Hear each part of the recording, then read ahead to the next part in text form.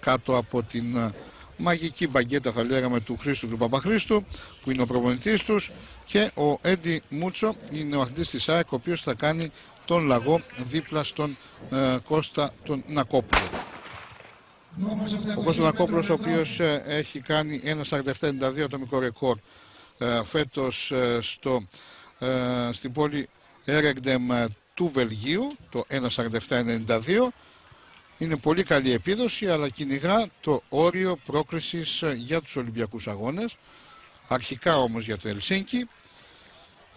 Θυμίζουμε ότι ο Ανδρέας ο Δημητράκης ξεκίνησε και αυτός από την Γυμναστικό Συλλόγο Γλυφάδας, ενώ ο Νακόπουλος παραμένει αθλητής του Πανιωνίου. Ο Ανδρέας Δημητράκης ανήκει στις τάξεις πλέον του αθλητικού ομίλου Λασιθίου.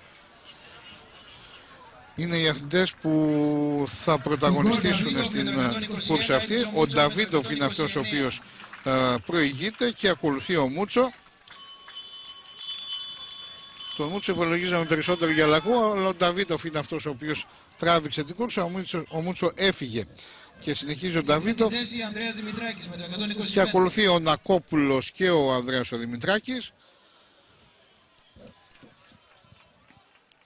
Βλέπουμε τον Δημητράκη να ανεβαίνει δυνατά από την τρίτη στην δεύτερη θέση, να περνά. Ο Παναγιώτης ο Νάκος ήταν αυτός στη δεύτερη, τώρα που τον προσπέρασε ο Ανδρέας ο Δημητράκης. Έχει μείνει ο Κώστας ο Νακόπουλος πίσω, τώρα τον βλέπουμε να ανεβαίνει, να ανεβάζει το ρυθμό του. Ο Νταβίντοφ είναι αυτός που οδηγεί την κούρσα. Ο Ανδρέας ο Δημητράκης και ακολουθεί τώρα ο Νακόπουλος.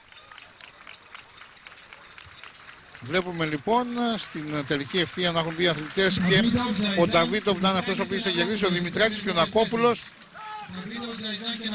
έμεινε στην τέταρτη ο Νακόπουλος τελικά, δεύτερη ο Δημητράκης. Ο Νταβίντοφ είναι αυτός που επικράτησε με 1.47.34 και ο Ζαϊζάν ήταν αυτός που έσπασε το